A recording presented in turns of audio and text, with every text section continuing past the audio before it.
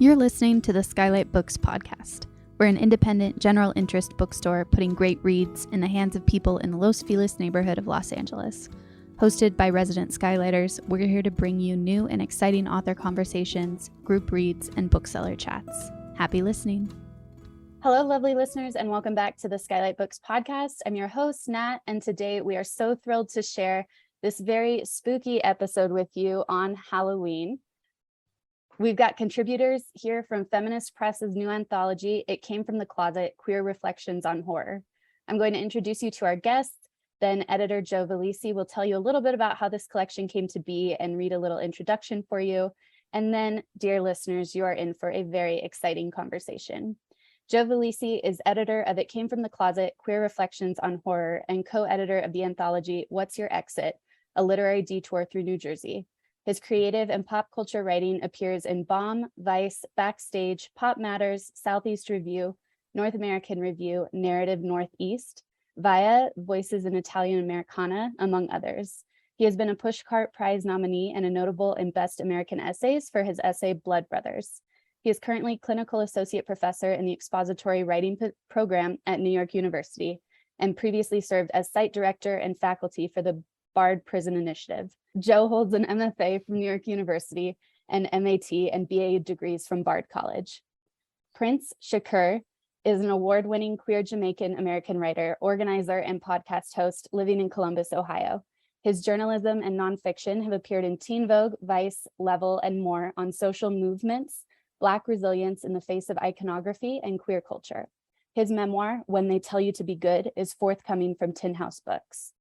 Tucker Lieberman is the author of very trans nonfiction books, Painting Dragons, Bad Fire, and 10 Past Noon, and a bilingual poetry collection, Enkidu is Dead and Not Dead, Enkidu está muerto y no lo está. Among the anthologies to which he has contributed, Lambda Literary has recognized Balancing on the Mechiza, Letters for My Brothers, and Transgalactic Bike Ride. Tucker is frightened by pumpkin spice lattes, which is not to say he would never drink one, since things that are frightening are sometimes good. Previously, he worked for over a decade for an investment company, and this was mostly not scary.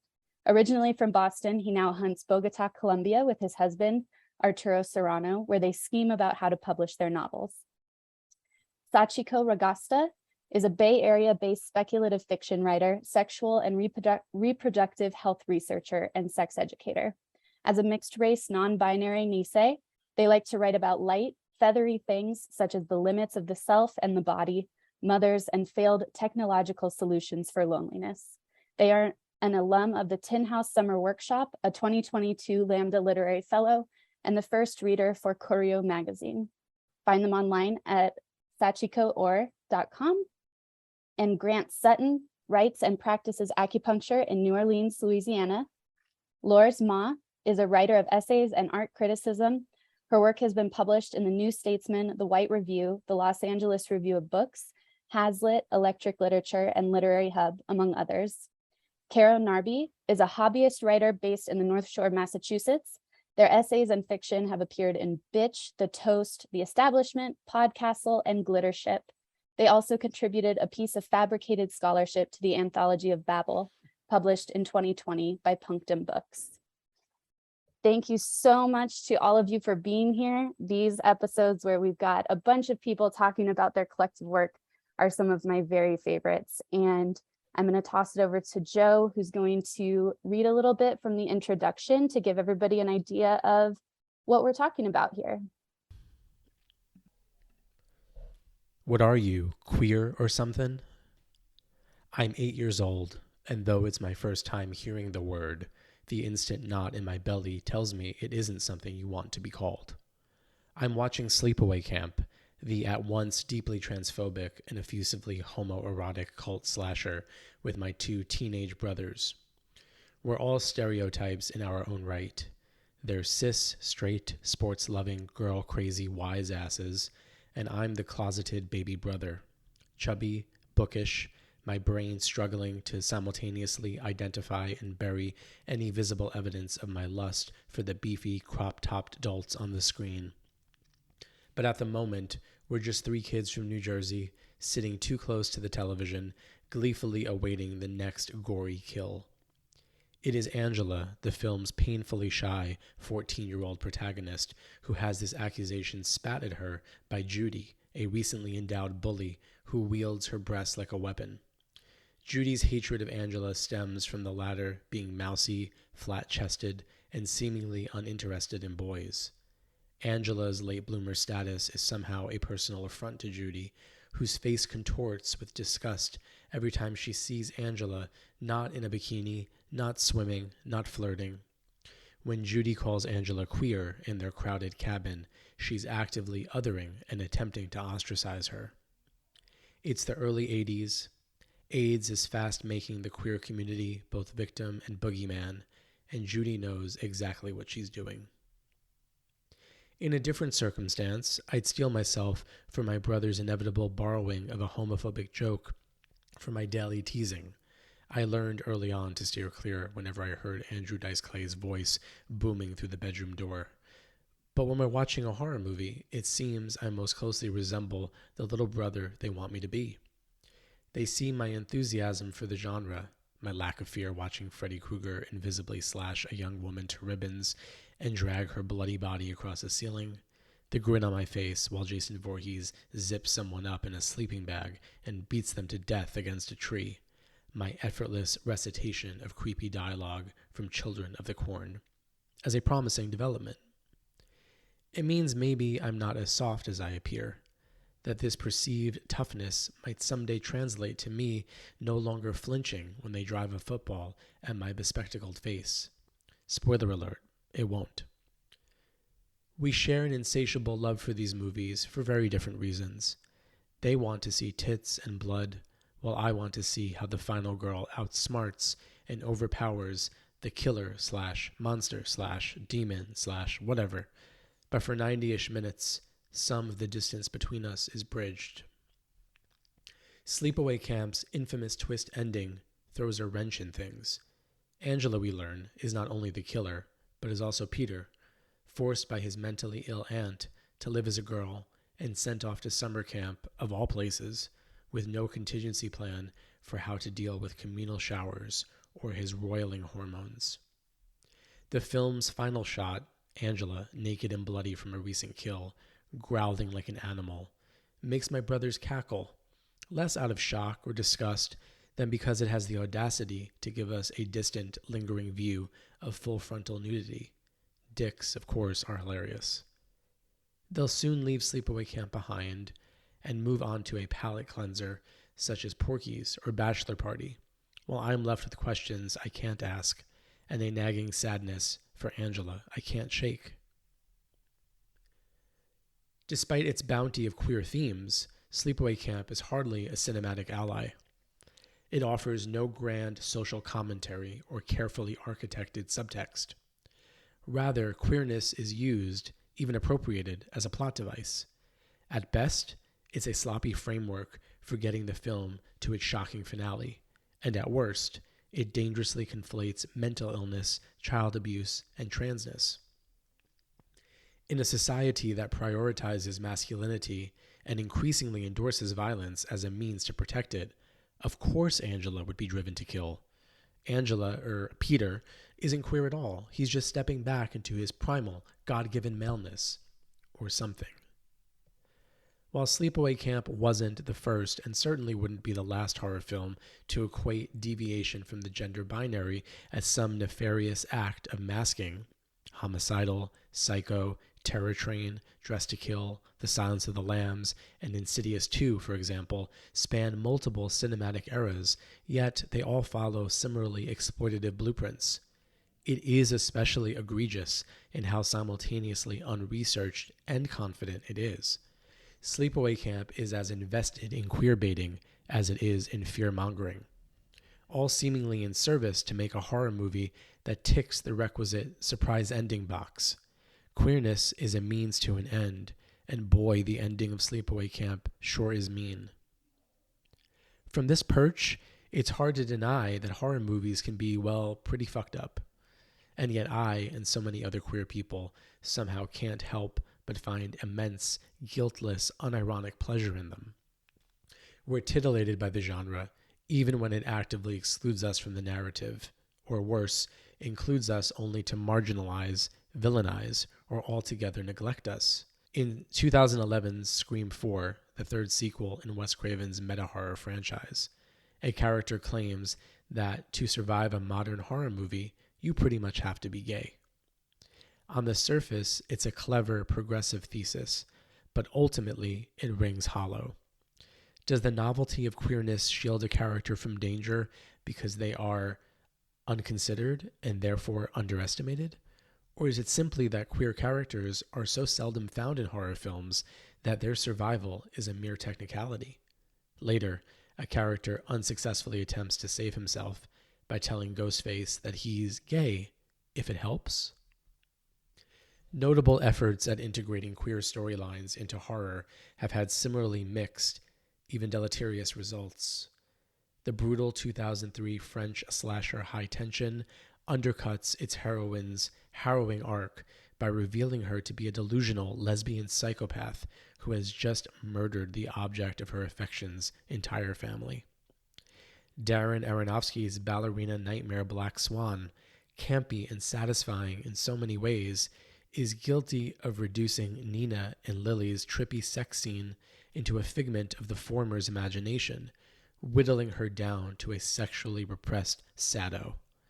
Single white female unfairly hangs Hetty's terrifying break from reality and obsessive desire to merge her life with her roommate Allie's on unresolved sister issues that border on incestuous ideation.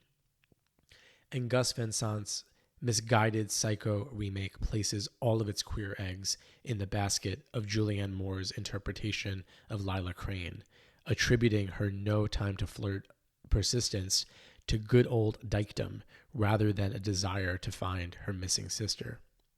Van Sant digresses from the film's shot-by-shot rigidity just enough to allow Moore to get in a nice butch kick to Norman Bates' face when she discovers him in Mother Drag.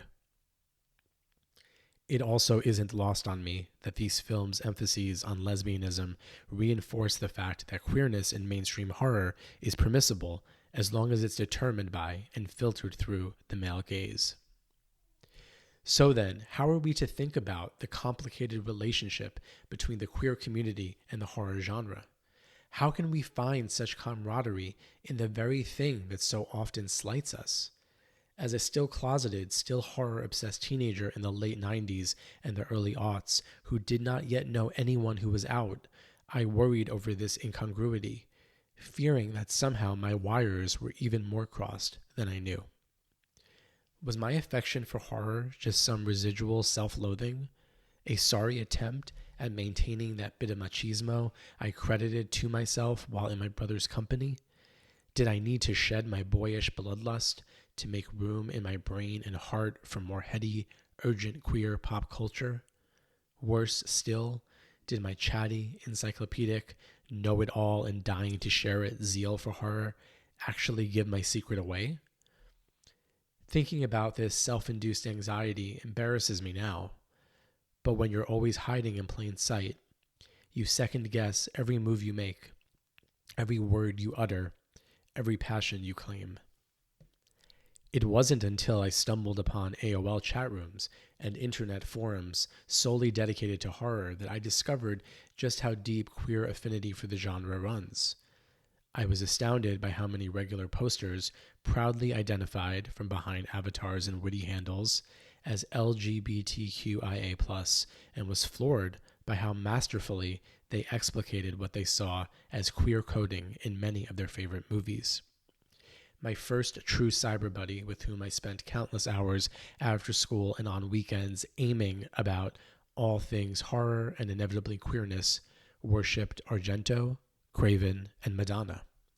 I'd later find out, as we aged and moved on to more public forms of social media such as MySpace and Friendster, that he was none other than Vogue Boy, who would eventually go viral by posting a video of himself at 9 years old perfectly performing the song's iconic choreography against a green screen of a pre-9/11 NYC skyline. This is all to say, I eventually came to understand that while I was busy fretting over whether being gay would displace me from connecting with the films I loved the most, queer affection for horror was actively being claimed, recontextualized, and integrated into the horror culture and community. And like most things touched by queerness, horror becomes more textured, more nuanced, and far more exciting when viewed through a queer lens. Though the current horror landscape is slowly telling more queer-centered and adjacent stories, we largely remain tasked with reading ourselves into these films we love to seek out characters and set pieces that speak to, mirror, and parallel the unique ways in which we encounter, navigate, and occupy the world. In this way, It Came From the Closet is very much the anthology of my cinephilic dreams, a collection of eclectic memoirs that use horror as the lens through which the writers consider and reflect upon queer identity and vice versa. These essays don't draw easy lines between horror and queerness, but rather convey a rich reciprocity, complicating and questioning as much as they clarify. The powerful and diverse voices in this collection reckon with trauma, shame, grief, loss, abuse, race, discrimination, parenthood, familial structures, religion, disability, illness, art, love, and so much more. While these essays spotlight each writer's singular queer perspective, their respective representations and analyses of the horror film serve as a kind of universal connective tissue between them and their readers. If current social media and podcast culture are any indication, the threads between queerness and horror have never been this tightly knit, nor this expansive. It Came From the Closet holds space for its writers, and hopefully its readers, to engage in difficult, often surprising conversations with and about their films of focus. Most vitally, in these pages, our queerness acts not as a barrier to connecting with these films, but as an entry point. Like the best horror films, these essays will both satisfy and subvert expectations. And like any first-of-its-kind anthology, It Came From the Closet should not be read as definitive, which signifies a conclusion, but as a vibrant continuation of a dialogue that began long before I conceived of and curated this project, and will undoubtedly continue far beyond its pages. Now, Joe, if you want to just kind of open it up. Well, thank you so much, Nat. First of all, I just want to thank all of these beautiful faces that I'm seeing. I've kind of lived inside your brains for a while, and given the COVID of it all, there hasn't been much opportunity for direct interaction. So it's really exciting, though we're still Zooming, but I'm just really privileged to be here with you and to be having a conversation. So how did this book come about? It Came From the Closet. The short answer is that it's the book that I've been wanting to read for a very long time. And it's a book that didn't exist. And I kept not believing that it didn't exist. And I kept waiting around to find it or for somebody else to make it. And then eventually I realized that it was time to be a good gay Virgo and go make it myself. And that's pretty much what happened. And then there was that period where I was worried that somebody was going to come up with it or release it during the time that it took to make the book, because as many of you know, this took many, many years, about 5 years from idea to publication. But, the reasons run deep for why I wanted to read this book, why I wanted to hear other queer writers considering horror film. As you heard in the introduction, I sort of latched on to my love of horror film as kind of like the last kind of masculine thing that I felt like I could claim during a really a tumultuous period where I was figuring out my sexuality and had older brothers who also loved horror, but for different reasons. And once I really came into myself, I sort of worried over the incongruity about whether or not I could still love horror, or if it made sense to still be a horror, be a horror addict and be a queer man. until I discovered that there was a subculture, within that was very actively claiming and celebrating and making and being one with horror. And so things really change in terms of my perspective from that point. And I think that the relationship between queerness and horror is just expanding and growing, and it's stronger than it's ever been. And it feels like this is the right time for this book. And I'm so excited that we made it happen. And thank you all for helping make it happen. I hope that made sense. It did. Good. I would love to ask you all a question. Some of you have told me the answer either implicitly or explicitly through your work, but I want to know when everybody here came out of the closet as a horror fan. This is Grant. I was never really in the closet as a horror lover, really, because I think something in your introduction that you wrote was about doing it to sort of impress your brother and his friends. And I think it was a way at the time that I could pretend to be participating in like a masculine endeavor that I was really into, because you got to see a lot of men in short shorts and halter tops. But yeah, I guess recently, since like the publication of the book, now people at the gym are stopping me and just saying, "Oh yeah, you're that horror guy," which like feels a little strange, but I'm okay with it. Sounds like the intro to a horror movie, actually. Yeah. I was always interested in monsters and also in violent themes, but especially if they had to do with monsters, a sort of monstrous kind of violence. And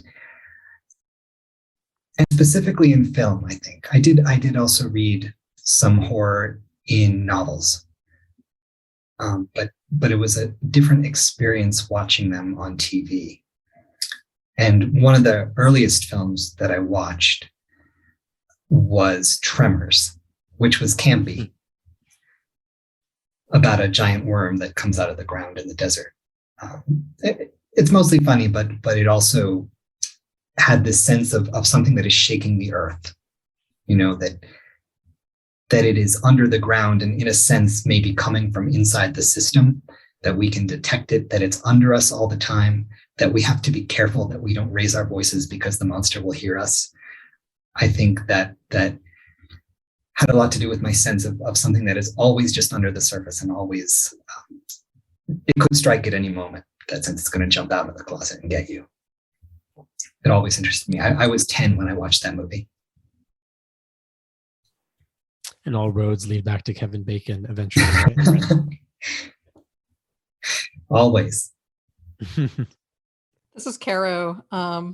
Similar to Grant, I can't really remember a time when I was in the closet per se as a fan of horror, but you have reminded me of a time when I was made to feel sort of self-conscious about enjoying horror. It was a time when I was on a first date. We were sort of making small talk about what genres of fiction we like to read and kinds of films we like to see. And when I told her that I really enjoy horror, she kind of wrinkled her nose and she said, "Oh, I always think of horror as sort of a childish genre that's sort of a immature, stunted genre." And it's not that I was offended per se, but it was an interesting remark. And I think that there is kind of, I don't want to say she's right, because I wouldn't say that, horror is unsophisticated or childish, but I think there is a childlike quality to a lot of horror stories where they often operate on sort of a fairy tale logic. And they're very emotionally immediate and intimate in a way that I think I do actually kind of associate with genres that we popularly think of, at least now, as being for children or sort of for a certain kind of emotional space, such as, like I just said, fairy tales. Yeah, that's so great. she made me feel a little self-conscious, but it was an interesting remark.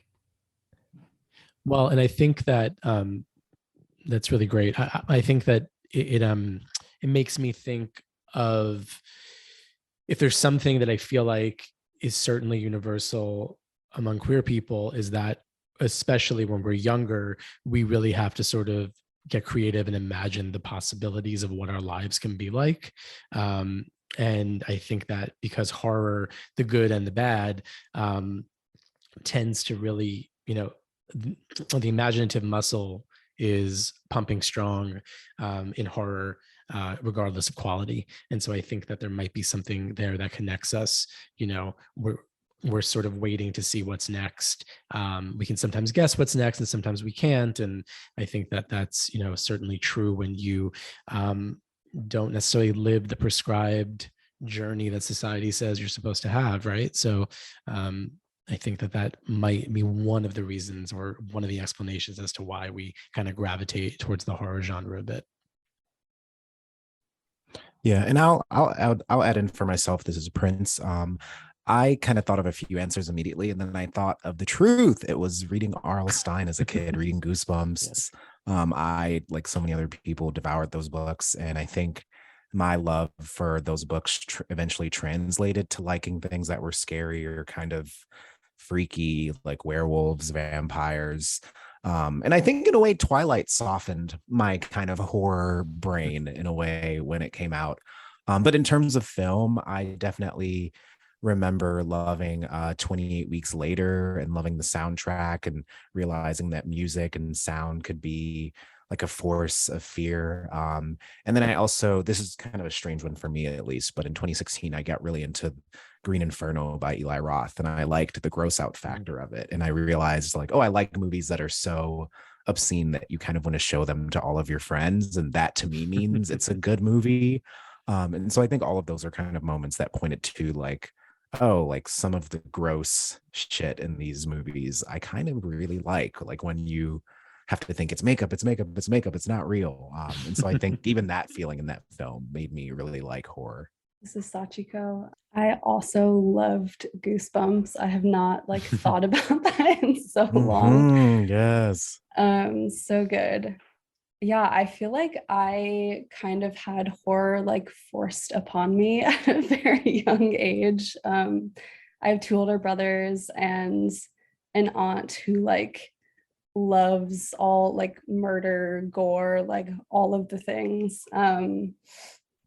And yeah, I remember watching all of the M. Night Shyamalan movies, having nightmares constantly. And I feel like I was not okay with it until I was in middle school, and definitely felt, I don't know, maybe just because it was what I grew up with, I felt more of affinity towards it. But I remember, I guess, feeling the queerness and different from what all of the other little girls were watching. I remember watching A Walk to Remember with this group of friends, and all of these white girls were crying, and I just could not emotionally connect with what was happening.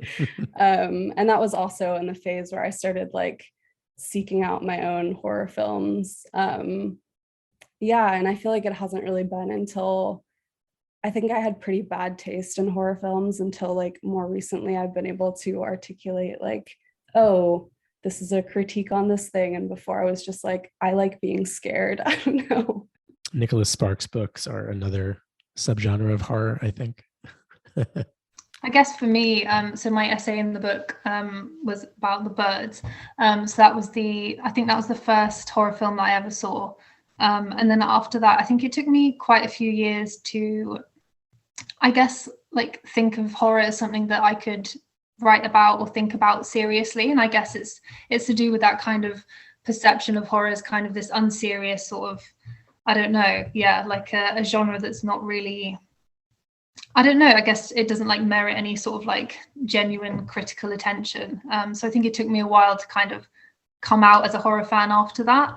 It was a few years before I was no, I really like this actually. And then I was kind of no, horror films are a thing that I like. And I was I'm proud to be out as a horror fan. So I think it took me a few years before actually coming to terms with that. Yeah, and one of my hopes is that,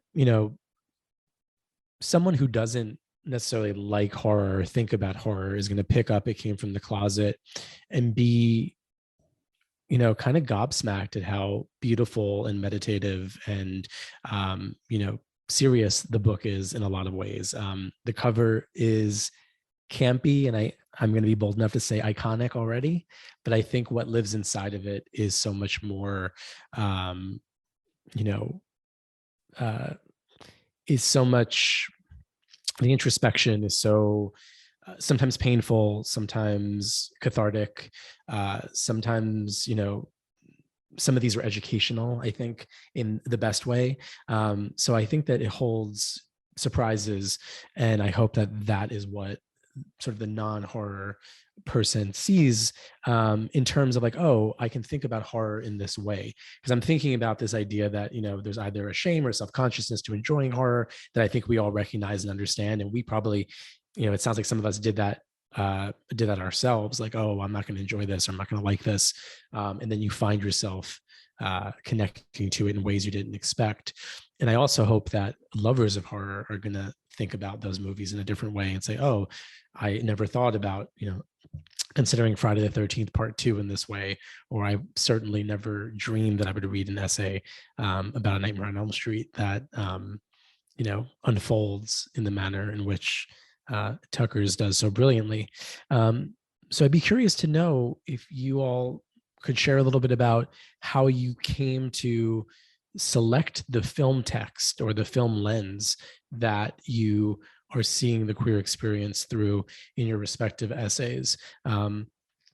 Laura began doing that a bit. So maybe we'll start with you, and you can elaborate a bit more on how you found yourself going back to The Birds, and how it was sort of a formative film for you.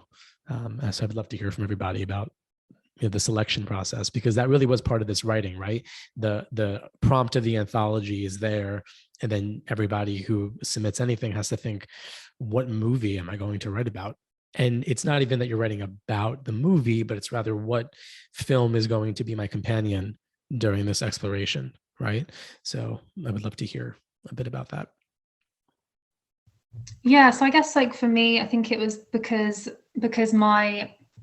it's funny because I guess my experience of kind of like, watching the film and also having my first kind of queer experience was, it kind of happened at the same time. I watched the film with the girl that I was into.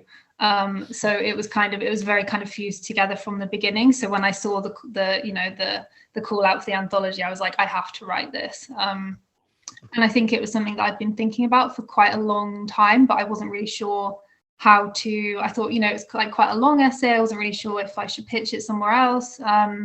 But when I started writing it, it was it came really quickly. And it just seemed like a really natural fit for me. And I think also, so there's a bit in the essay when we're kind of like watching the film, and the girl is like, oh, these characters look like us. And I was like, oh, yeah, they do. And I think like, although that was so many years ago now as a teenager, but it really stuck in my head. Like you could, watch something that really had like no, it wasn't really a representation of you or your experience, but you could still see yourself in it. And I thought that was really interesting. And then it just kind of, that seed sort of stuck in my head. And then I just thought, well, it's a really natural fit to kind of weave these two things together. So yeah. This is Tucker. I've always been drawn to TV shows and movies that are campy. And when I was younger, I didn't recognize what camp was. I just had no idea. I'd be enjoying something, it would be funny or scary, and they would have a sense of the absurd and really play it up. But I didn't know that was camp. I took it rather seriously. And so I was an adult before someone told me that Back to the Future was campy. I thought that was serious sci-fi when I was younger. So in a film like,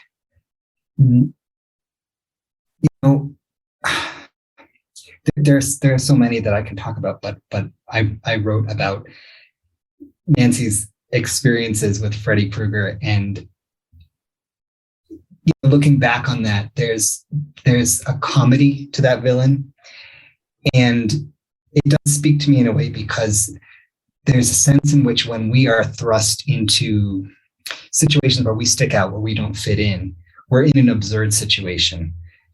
And the camp is inherent in it. Like, it's not necessarily that we are campy because we're gay, that somehow that's inherent to our being or our personality. It might be some of us are a bit theatrical and we like to be funny, but it's also the situation, the not fitting in, the queerness is ironic or absurd. And so that comes out in a lot of horror films for me.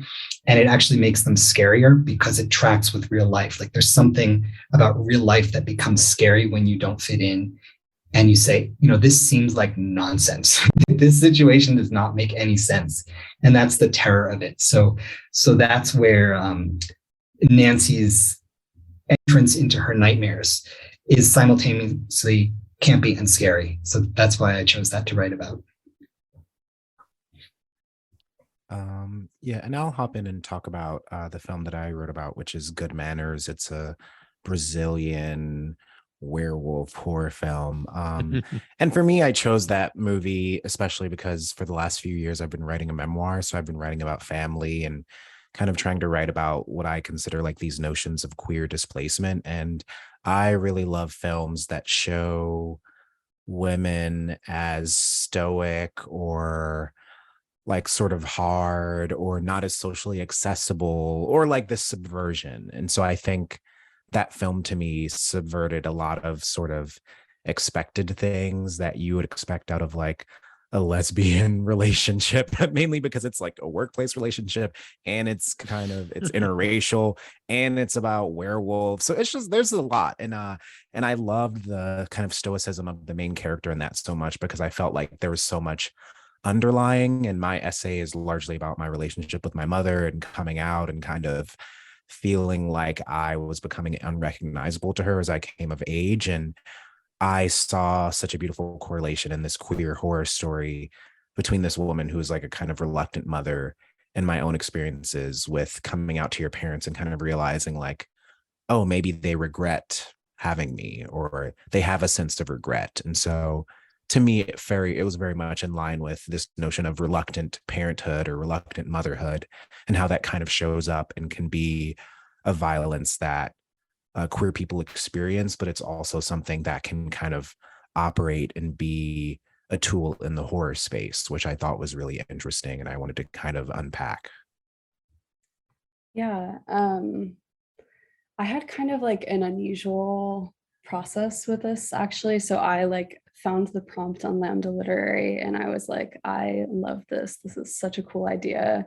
But wasn't sure what I was going to write about yet. And a friend had recommended Eyes Without a Face to me. And I was like, I'm going to see if I can just watch this movie and come up with something. And yeah, I feel like it felt like a unusually smooth process. I feel like usually my writing is not as clean as this process was. But yeah, I was just very struck by how there's so many horror films where like masks show up so often. And usually it's like using a mask to hide to then commit some crime or atrocity. And I thought it was really interesting that in this film,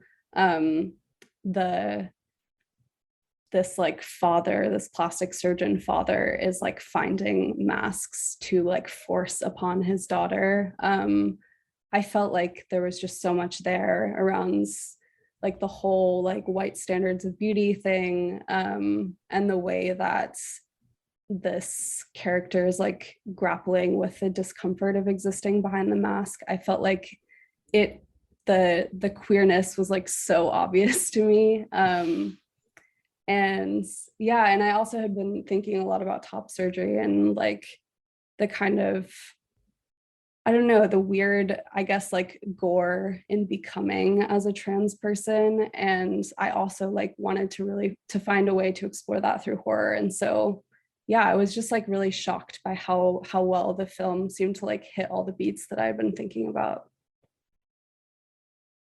I really love how you just said that the queerness was so apparent to you in your viewing of the film. And that's something that I think is one of the superpowers that we have, that we can read ourselves into or read the queerness into or take the queerness out of something that others' eyes would miss or not even think to sort of negotiate when they're watching that or thinking about it, because I think that horror is often, for a lot of viewers, seen as pure entertainment, and it's all face value, right? It's very two-dimensional. It's there, and I think that we're, especially everybody in this book, is reckoning with it in a much more multi-dimensional way. I like that you phrased it that way. Yeah, actually, I was just in preparation for this recording, had gone back and looked at my original pitch.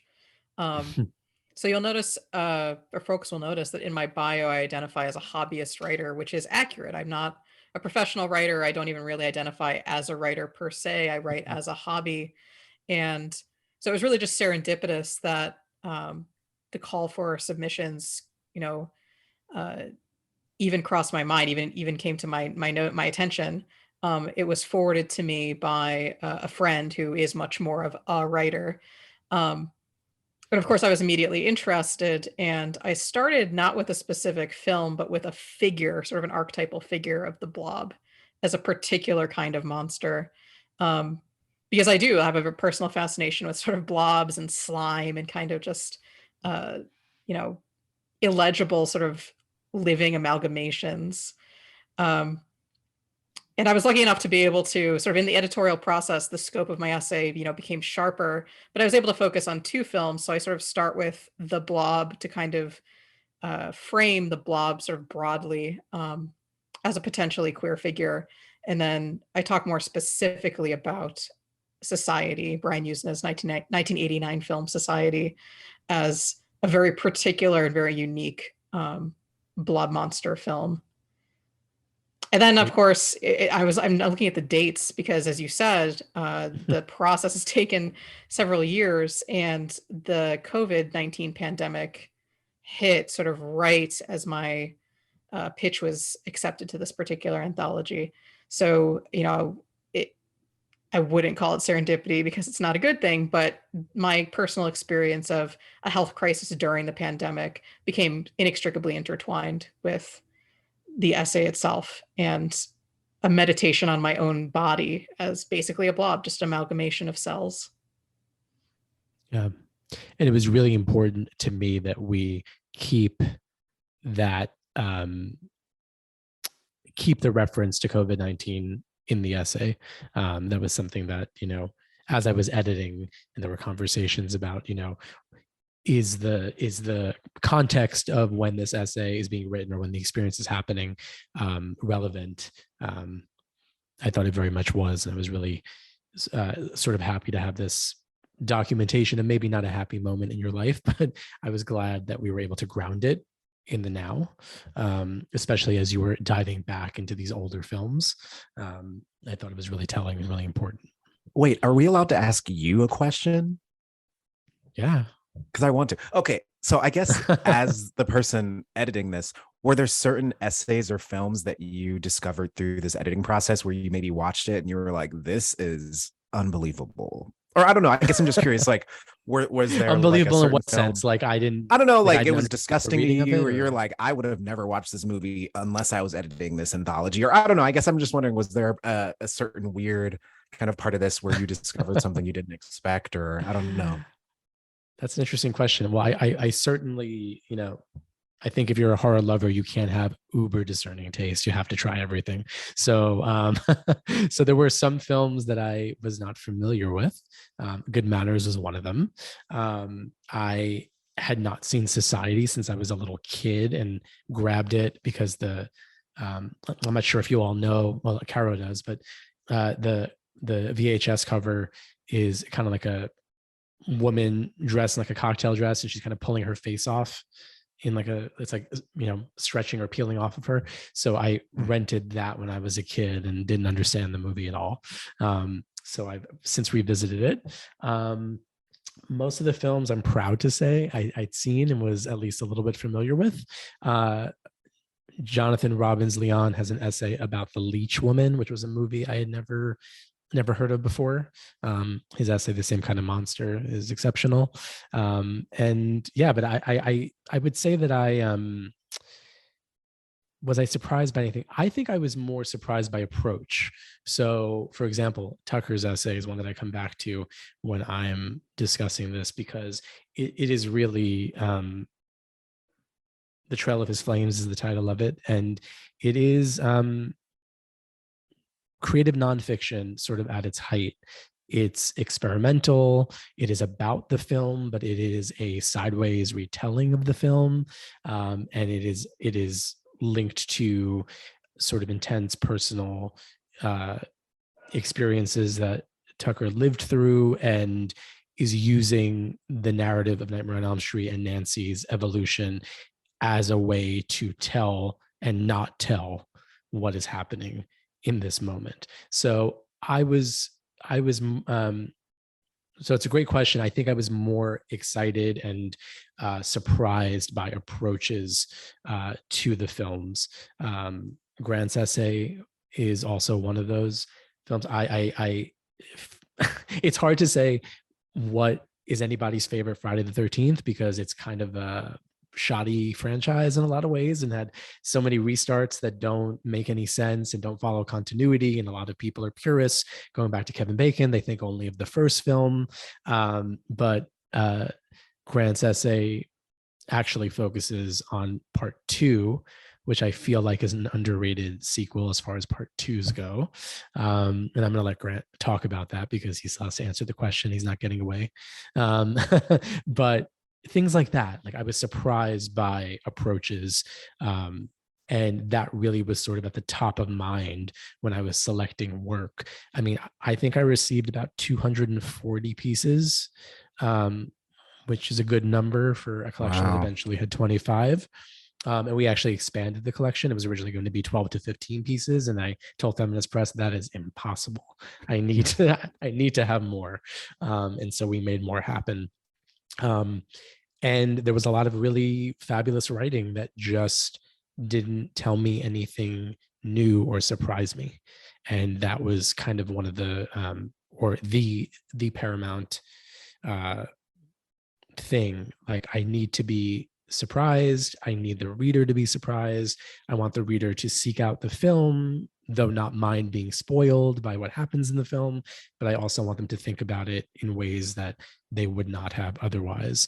I had to turn down and resist a lot of Elm Street Part 2, because that's the quintessential queer, horror film in a lot of ways for a lot of people. I was worried about the sleepaway camp submissions, but of course, the essay ends with the most spectacular sleepaway camp essay that anybody could have asked for, by Viet Din, Notes on Sleepaway Camp, which is a play on Susan Sontag's Notes on Camp. So yeah, I could obviously talk about this one topic for for a whole hour. But yeah, there was a lot of good work that came along, but it didn't satisfy my need to be surprised and to be kind of exhilarated and heartbroken, and all the wonderful things that I think come out of this book for readers. And especially since I would be rereading it and living with it for so long, I needed to really be mindful of the work that I chose. And some essays, I worked with the writers for many, many months or even a year to get it just right. And sometimes there was kind of suturing of drafts together and multiple pieces. I would come back and say, hey, I actually thought, what if we splice these, these two drafts, right? Some of you know what I'm talking about. And other pieces came kind of fully birthed. And, so that was part of the thing that I had to think about as well. Like, I have to live with and convince Feminist Press that these are the right pieces. And then they're going to want to know that the reader can be convinced that every piece in this book has merit and is worthwhile.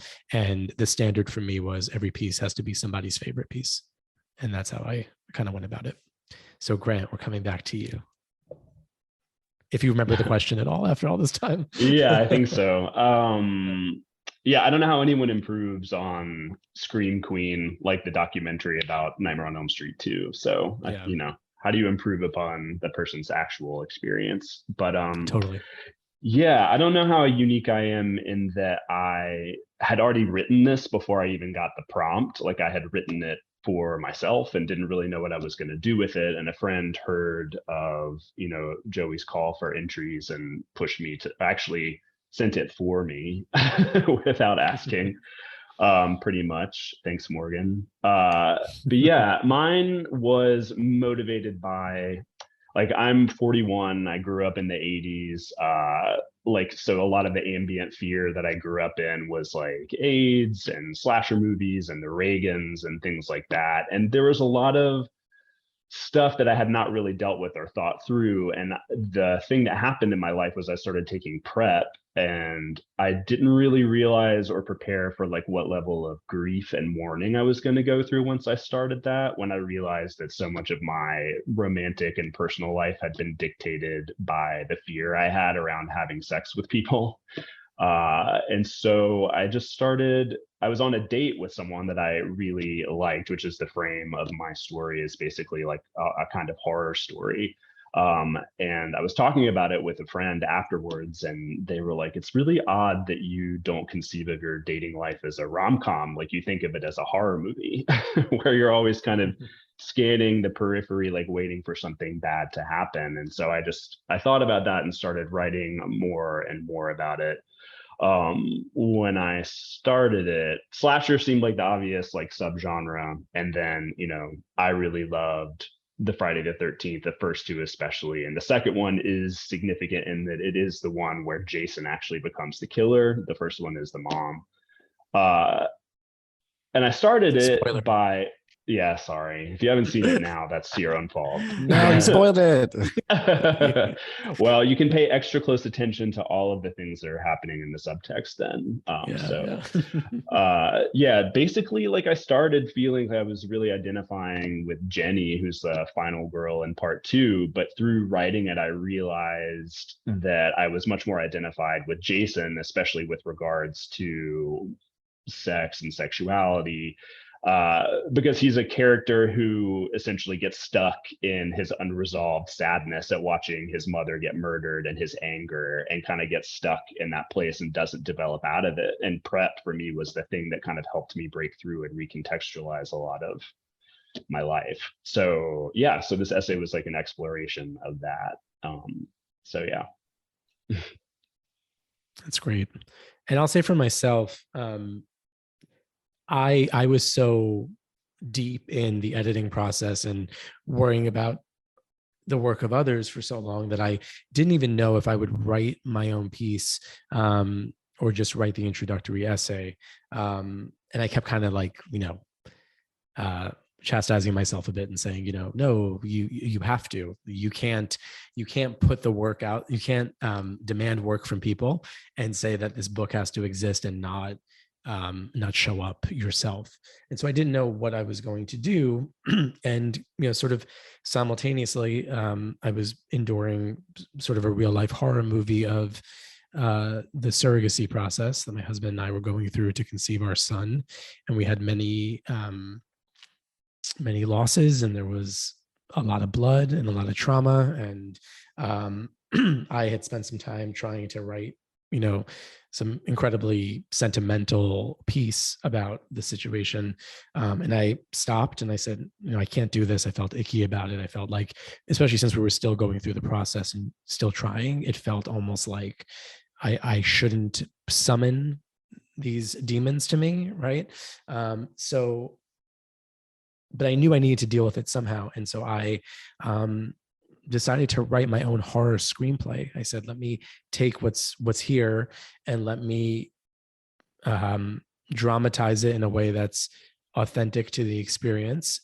And then let me bring in, a Rosemary's Baby, Omen-esque, occult angle, and, go in a direction that is unreality, but still have something to say about the experience. And it was cathartic, and it was, it's turned into a piece of writing I'm really proud of. And then because I wrote that screenplay, because I fictionalized the experience, I found it quite easy to actually go and sort of work backwards and write my own essay. And I was sort of juggling different film options. And then I suddenly remembered a moment from the film Grace, which is a great movie and everybody should go see it. I believe it's pretty You know, I think it's pretty obscure. I don't know that it has the audience that it deserves. And it's a woman who loses her unborn child in a car accident, and carries the baby to term and kind of wills the baby back to life through breastfeeding it. But then it turns out that little Grace does not need milk. She needs blood. And she begins to literally eat mama slowly, first her breasts, and then it gets worse and worse. And so I suddenly remember that film, and I thought, wait a second, like, when I first saw this movie, it had no relevance to me or my life or my interests or my writing, but I'm haunted by some of the imagery, and I went back to watch it. And as you know, as sort of exaggerated of a film that it is, obviously it's a zombie vampire baby movie, it sort of held this kernel of truth and had something that I could really connect to.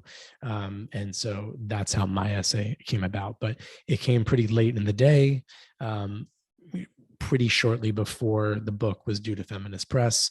And I sort of had one of those wonderful things that we all sort of hope for as writers, where you sit down and it kind of pours out of you and it comes sort of fully formed over the course of a few weeks. So I did force myself to do that work. And I'm glad that I did, because I don't know that the book would have felt complete. Not that my voice, you know, is the thing that completes it. It's not the last part of the Hellraiser box or anything like that. But it's, you know, for me, it felt like I couldn't in good faith put it out into the world without my fingerprint on it in that way.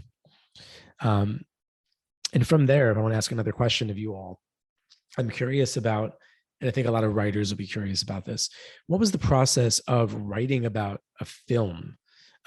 It's not something that, you know, unless you're a film critic or you're really addicted to your Letterboxd, you probably don't review or think about films in this way often. And I imagine that there was both a challenge and a delight in trying to represent a film in a way that connected to and nourished the experience that you were writing about. So I'm curious to hear more about that. Who'd like to start? I can start. This is Tucker. Great. You know, I always worry that I misremember works of literature and film, which I guess is true for everyone, because we can't memorize every single line of dialogue, and we're always going to tweak something in our memory and make it make sense for us. So, you know, of course, I did have to go back to the original film, and I also watched a documentary about it to understand it better. And so I learned more about how the film itself works. And in doing so, I learned more about my own memory that I was trying to work into that story, because I was telling the story of myself. And it was a matter of remembering myself as a teenager watching that film, Nightmare on Elm Street, for the first time. And also memories of myself later in life when I was 35 and I'm telling a story about myself then. And I'm also integrating that with the film as it is. So going back to the film and using that as a structural mechanism to tell my story, you know, required me to step outside myself, because I'm not telling fiction. I'm not reinventing the story. I'm tying the story to a story that already exists. So I felt that it was you know, interesting to use another work that way. Yeah, I was interested to read other people's work too, and I'm curious about who had like a really intense experience with a film, like from childhood or from whenever the event transpired previously, because I sort of looked at mine as, you know, queer kids are like dropped out of a space shuttle or a spaceship into families all over the world, and like they may or may not, even the most well-intentioned parent like may not know how to parent that kid. And most of us had to use, whether it's music or film or, you know, whatever, to parent ourselves. And so that was like a really interesting part of this experience for me, was to go back and take a look at what exactly was appealing to me? Like, what did this film teach me about? One thing I think about when I read everybody's essay is like bravery. Like, there's just so much bravery in this book, and like how people have used these different films to like have the courage to like survive their very specific person-shaped experience. I'm curious if anybody, just knew immediately what they were going to pick. I think for me, like I knew the film I wanted to pick, but it was more like, because obviously the first time I watched it, I was 18. So I had to kind of go back and rewatch the film quite a few times. I'm primarily a nonfiction writer. I write about film in this way a lot. So it wasn't so much that was new to me, but it was more like the approach for this specific thing felt new, because I was sort of, I guess, like revisiting a film that I'd already seen quite a long time ago. So it was like how I saw it now compared to then. And actually I was surprised by the way that it was so obvious to me watching it now that the relationship between those two characters is just so gay. But I was like, at the time, I was like, oh, well, I think they seem like they're into each other. But then like watching it now, I was like, oh, it's so obvious. So I guess it was interesting in that way to see a sort of maturity in my own viewing and like a shift in perspective that way, I guess. Did you feel like inserting yourself into writing about film was a challenge? Like having to actually put the I into it in this way? Honestly, no, not really, because I think I've done quite a lot of like similar writing before. So I was like sort of used to like my own process for doing it, like watching the film, like making notes of the scenes, and then like making notes of my own scene that I think would fit with that one and the patterns of the essay.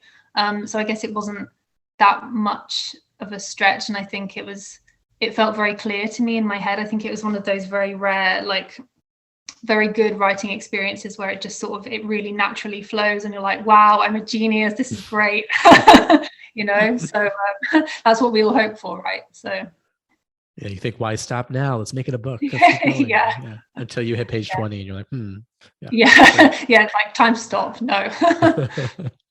And I'll hop in too, because I kind of agree with Laura, and I'm also thinking of something that Grant said earlier. Like, I've done film writing in the past, and as other people were talking and I was kind of trying to think of my answer, I think the difference for me was that I've written about other films through like a Black queer lens, and there's always kind of a sense of fear or mortality there, because I do think as you come of age as a queer person or trans person or person in the LGBTQIA community, I think a part of that coming of age is performing yourself out of the fear that homophobia or transphobia puts onto you, and how like navigating that is its own kind of terror and horror, and it's something that you have to kind of turn away from. And like, I wrote about the film Moonlight a few years ago, and to me, like, a lot of that essay is scary because it's about me contending with like, what does it feel like to feel like you've been erased your whole life and then suddenly have this representation that means something to you. And I think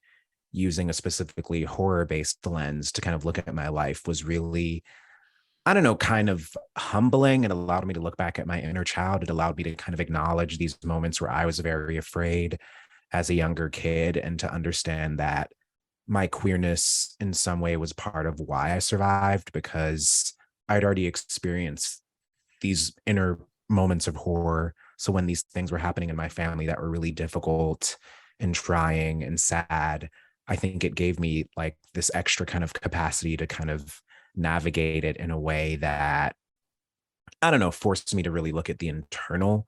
And so kind of watching Good Manners really, I don't know, opened me up to kind of thinking about horror in a way that can, I don't know, be a sort of liberation, confrontation, and also something that is like simultaneously dangerous.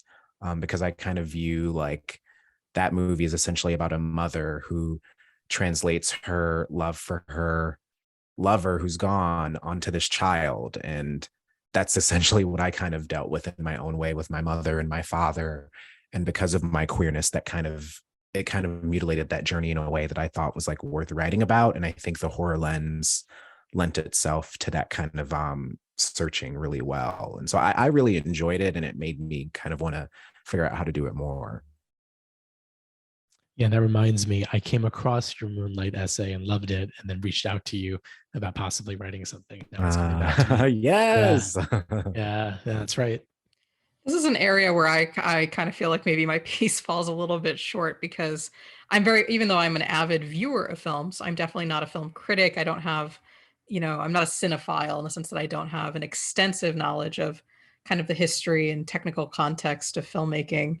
So I kind of settled into, I guess, my own voice as a lay viewer of films, and particularly in discussing society, which is kind of the piece that I fixate on most closely in the essay, is working in kind of the questions that come to mind, kind of the holes in the narrative. And I don't mean plot holes. I just mean sort of, places where there are unanswered questions. So I start from there, sort of, what is it like? What is the subjective experience of these monsters like? Why is the spectator asked to approach the film or approach the story and its characters in a certain way? We're judging sort of non-human entities according to human morality or human social norms is one of the things that comes up in the essay. So that's kind of where I approach from is, when I'm viewing a movie, literally what is my thought process? And it's usually asking those kinds of questions. And then something else that I did was to spoil the entire climax of society for a very particular reason, to kind of drive home the idea of indescribability, because I can just describe verbatim exactly what happens on screen at the end of society. And I don't even consider it a spoiler because it doesn't even begin to do justice. Precisely because of the nature of film as a medium, you have to see that happen. You have to see those images on screen, and in order to have any impact. It's not something that can be described, in hindsight. It has to be experienced. Well, as your editor speaking, I'll say where you think it falls apart, I think it excels. I think that you do a really fabulous job of representing something that is almost impossible to represent. So good job. Thanks, it's very kind. Yeah, I had a lot of fun writing this piece. It was pretty outside of my comfort zone. I don't write a lot of nonfiction. I mostly write speculative fiction, which is very different. And I think part of it is it's just like hard for me to write nonfiction. Like it feels so vulnerable. And I think fiction allows me to approach a lot of things that otherwise feel like really unapproachable. And I actually found that like using a film kind of allowed me to do a similar thing. And I was like kind of around the time that I was working on this essay, I was also working on a nonfiction chapbook, which has vignettes of like my childhood with the movie Battle Royale and Kill Bill. And so that was kind of my first experience like writing about film and incorporating it into nonfiction. And I found that just like focusing on image was a really great way for me to be able to kind of like connect with moments of my own story and kind of I guess like take inspiration from tone and style in these films. And yeah, it was something that was really fun to do with this film because Eyes Without a Face is like black and white. It's pretty, there's a lot of restraint, which I enjoyed writing from that place as well. But yeah, I also had a really hard time, I guess, like knowing the balance of like, what do I need to just describe versus like, where should I put kind of my own interpretation of what's going on? So yeah, that was definitely a challenge, and it was really cool like seeing how everyone else in the anthology did that. Great. I'm curious if anybody or if everybody has a sort of, writing about horror movies and watching horror movies exists in one space, but I'm curious about speculative or horror forward novels or thrillers that you find to be particularly exceptional, that you might recommend either as something that you are currently enjoying or that you have enjoyed, like a favorite. since we're thinking about the spooky season. Because I find that I too was a complete, R.L. Stine devotee when I was a kid, and I read all that Fear Street and all those Goosebumps, and but I think as I got older, it sort of fell away, and I became more about serious literature, right? And I was, not thinking about genre literature in the same way, and it's something that I think I want to dip my toe back in, because I'm so immersed in horror film, but I find myself not always knowing how to seek out or where to start. I certainly read, my Silence of the Lambs and my Miseries and my Hannibals and all those things. The Connection being everything that got turned into a movie. But my familiarity with genre fiction is a little skimpy. So I'm curious if anyone has recommendations, especially if it's horror forward or, suspenseful. So the most recent horror novel that I've read is Gretchen Felker Martin's Manhunt, which has been getting a lot of press, very well-deserved press. But I do highly recommend it. It's in the vein of post-apocalyptic horror. It's sort of a zombie-esque kind of apocalypse. And I'm not usually the biggest fan of zombie or zombie-adjacent fiction, but I found it to be really engrossing. It's very well paced, and it's very character driven, and it's really the characters that make it so compelling. So that's what I would recommend. I would recommend Manhunt by Gretchen Felker Martin. Mine are, I guess, like pretty boilerplate, I would say.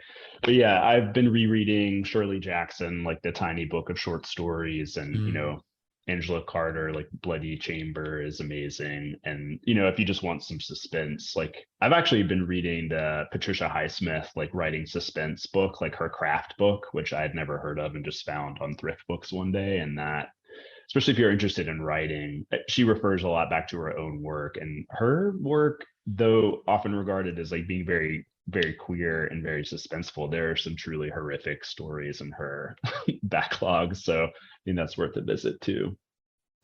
I would also always recommend Shirley Jackson as well. But recently, I think and it's not a novel, it's a short story. But I think this is a great piece of horror fiction. It's a short story called House Sitting by Bennett Sims. I think it's in his collection White Dialogues. And it's so good. It's all written. So there's this guy. It's all written in the second person. As this guy who sees like an ad for someone who owns a cabin in the woods and needs someone to house it while he's away on vacation. And it all kind of goes from there. I don't want to say too much more about it because it's so good. It's like psychological horror, and it really creeped me out. And things don't genuinely tend to scare me that much, but I couldn't sleep the night after I read it. So I think that's pretty good. If we're looking for something that's come out recently, there's an indie book called Darknesses. It's a bisexual vampire story by Lachelle Seville, and it is set in Kansas. So it had never occurred to me that there might be vampires in Kansas, but apparently there are. So that's just a fun story I picked up recently, and I enjoyed it. I thought it was very well executed. I don't read a lot of horror. I really want to start reading more horror, but I read a lot more like speculative fiction. And one collection that I recently loved that I cannot stop talking about is Lesser Known Monsters of the 21st Century by Kim Fu. And while it's not like explicitly horror, there's like a story that has the Sandman makes an appearance. There's a lot of, it kind of like dips into a lot of different genres, and it's just really, really spectacular, and also like largely character driven. And there's some like queer stories in there. It's really, really good. And I also need to read, or would like to read more, but the last book that I would say that I read, it's the novel that the film was based on annihilation. It's because I love Natalie Portman and I love cosmic horror. So I read that and I was like, oof, this is way wilder than the movie. And so that was kind of the last thing I read that felt like it really jarred me on like a sort of suspense or horror level. Ted Chiang is amazing. Sorry. Mm-hmm. Yeah. I was working on a piece for something else that was asking me about books from my childhood, and I found myself focusing on my obsession from like ages 7 to like 12 with movie tie-in novelizations of films. 1992 was a particularly excellent year for this. There was Candyman, The Hand That Rocks the Cradle, Bram Stoker's Dracula, which is kind of funny because it winds up being, like a very like simplistic like summarized version of the movie, which of course is in some ways very closely adapted from Bram Stoker's novel.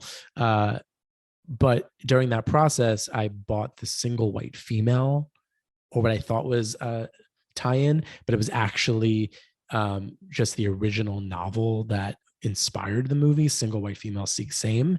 And it is crazy. It is the same outline as the film Single White Female, but it's more of this early 90s or late 80s gritty New York City crime novel that has this like detective character who's like on the trail of the Jennifer Jason Leigh character, and things do not go very well for the Bridget Fonda character. I would recommend it. It is something that I just revisited and was thinking about. I was like, whoa, I forgot what a shock to my system it was. I mean, debatable if I should have been watching Single White Female at 10 years old anyway, but we'll save that for another time. But I loved it. And when I came across the original source material, I was really rocked. I was like, this is, oof, I've never seen or read things like this in a book. So in some ways, the book was way more, was much more of the inappropriate feast for the senses than the film itself was for a 10-year-old boy. I'm curious if we could go around. I want to hear from everybody who or what they think is the queerest of our horror villains or baddies. I'm curious who gets the title, who or what gets the title as queerest villain or monster or thing or. I mean, I'll jump in. I mean, yeah, the twin head thing in Malignant, I don't know, to me felt very queer, felt very I don't know, I just really love that movie, so that's the one that immediately came to mind. Or maybe Jigsaw. Like there's something super fucking vindictive and shady and over the top about Jigsaw. So yeah, those are mine. Jigsaw made me laugh out loud.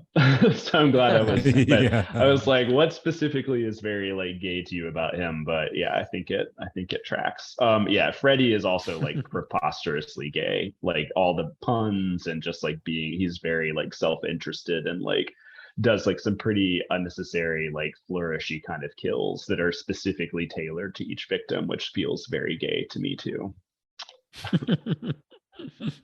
I have to say, after reading this anthology, I saw The Blob in a new way. Carrow has made the argument for The Blob being very queer or really inherently queer because of the lack of boundaries, sort of the definition of queerness. The constant morphing and changing and being perceived inherently as a threat, even though we don't know exactly what it is. So that was interesting to me because I have watched The Blob multiple times. I was always getting that on VHS, the 80s version in particular, but I'd also seen the 50s version.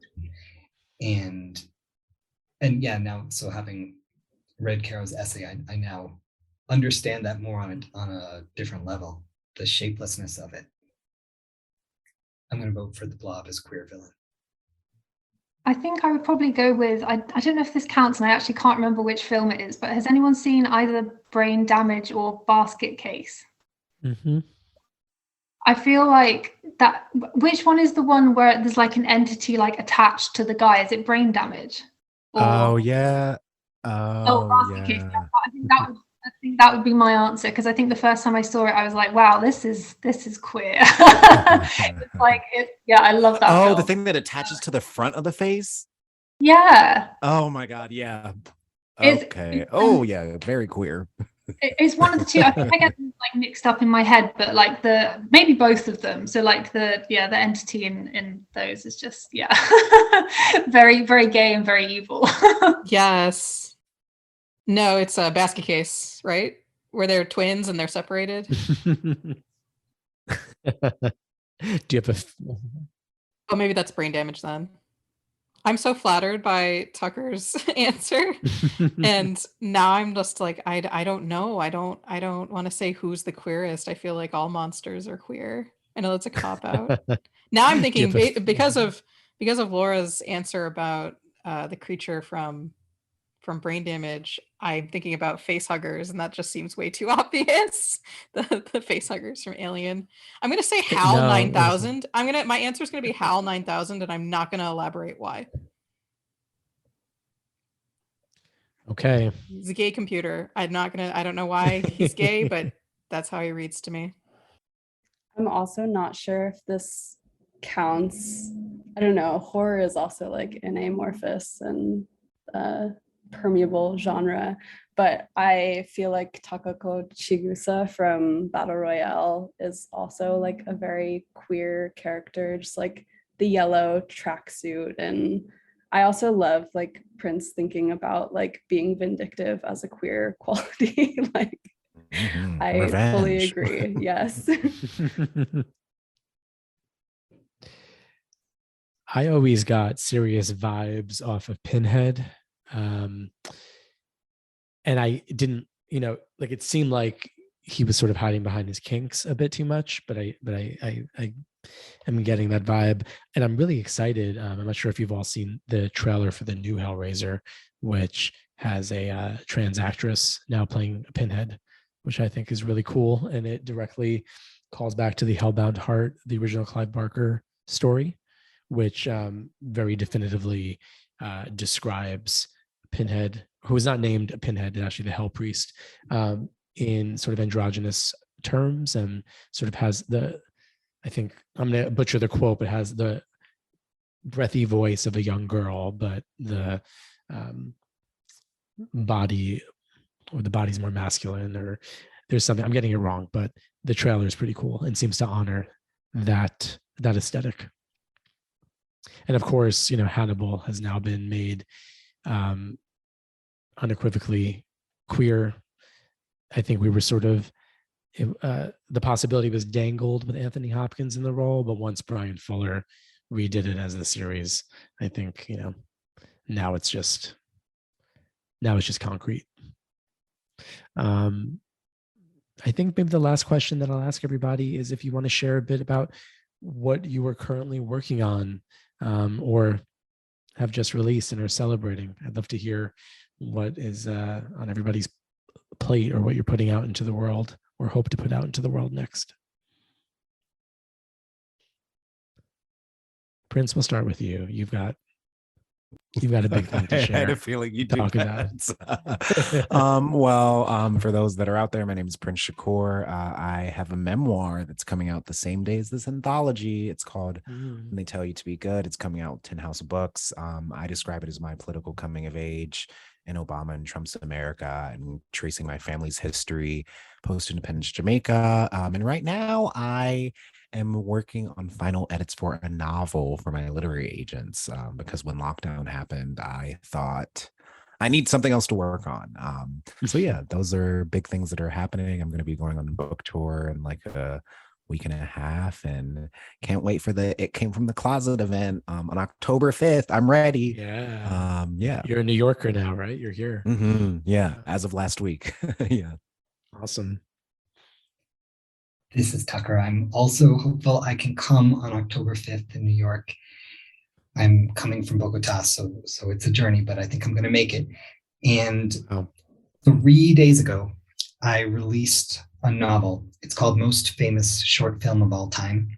So it's not actually about film, or it is a about a particular short film, but maybe not what we usually think about as horror films. It's about the Zapruder film of the JFK assassination, but it's a novel. And it's about memory and how memory is or is not like film. We play it back and it gets a little bit different each time. So that's what's going on over here. Congratulations. That sounds great. Thank you. I just finished edits on an essay that's published in Granta, and I interviewed the photographer Corinne Botts about her sort of photograph series called Haunted Houses. And she basically went around sort of talking to people about the ghosts that they had in their houses, and recorded some like oral histories, and took pictures of, I think it was over 100 different haunted houses across the US. So I spoke to her for that. And the whole essay is kind of about like fear in general and subjectivity, and what we see when we look at other people's photos, and also about haunted houses. So so I have that out with Granta. Great. This is Grant.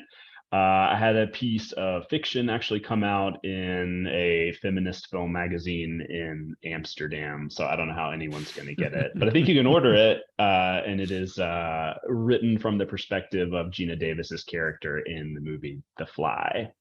I didn't mean to specialize in horror. It just sort of happened. And then I'm working on a series of short stories. Also, I do a lot of story doctoring for friends who are writing screenplays. So that's what I'm up to. This is Sachiko. It's awesome hearing what y'all are working on. I am working on a collection of short stories. They're all speculative fiction. They're all like conceptually driven, mostly exploring like themes of race and gender and queerness. And tend to be like very bizarre, but also hopefully emotionally resonant. I've been working on it for a while, so I have like drafts, and I'm vaguely putting together a pitch for agents. So that's what I'm working on. I'm just very intimidated by everyone else. Congratulations to everybody. It's really exciting to hear what everyone else is working on and what's coming out for everybody. I'm kind of always sitting on like a handful of short stories, and I've published a small handful of short stories, but in the past like year, I've written a novelette for a few different reasons. It's not something that I'm going to shop around or publish, but it's kind of just proof of concept, the fact that that's something I can do. So I really kind of hate to talk about a piece before it's even finished, but I am working on a novella that, hopefully will develop into something that will be something that I can share kind of with a larger audience. That's exciting. We'll be waiting for it. I'm always in the weeds of revising that screenplay that I had mentioned earlier. And yeah, I'm sort of taking a shift myself into kind of reinserting myself into horror film by trying to write them. So, I'm forever working on a novel, right? That's always happening in the background. But I think especially coming off of working on this anthology, it's made me even more motivated to flex my screenplay muscle. And I guess I'll have to employ Grant to doctor whatever script I write next, since he's put it out there in the world. Yeah, thank you all so much for taking the time to chat with us. I remember it was earlier in the spring. I saw a tweet on the Skylit Twitter feed of Feminist Press announcing this anthology. And I immediately reached out to Jizu and said, we need this. I need this. We need this. Who do I talk to? How do we get it? When is it coming out? And I was so excited that it was going to be out in the world and that it existed. And I said, bring me as many contributors as you can gather on one day, because we would love to hear about this and to talk to people about it. So I'm very excited that it's out in the world. People can get it at Skylit Books, and we have already been selling through it. I'll tell you that much. So I'm continuing to order more copies, so we have them in stock. And all of our listeners can order a copy from Skylit Books or shop in store if you're local and want to come visit us. Thank you again to all of our contributors and panelists today: Joe Vallese, Prince Shakur, Tucker Lieberman, Sachiko Ragosta, Grant Sutton, Loris Ma, and Carrow Narby. We were so grateful to have you all. And as I mentioned, everyone will be hearing this on Halloween. We set it up for a very spooky release. So we hope that you will enjoy all of these essays and some spooky movies this season. Thank you all for joining us. Thank you for listening to the Skylit Books podcast series. Please don't forget to visit our website at skylitbooks.com and make sure to follow us on Twitter and Instagram. Also, don't forget to subscribe to this podcast for more author talks and bookseller conversations. You can find us on Podbean, iTunes, and Spotify. Stay safe and healthy, and we hope to see you back in our store soon.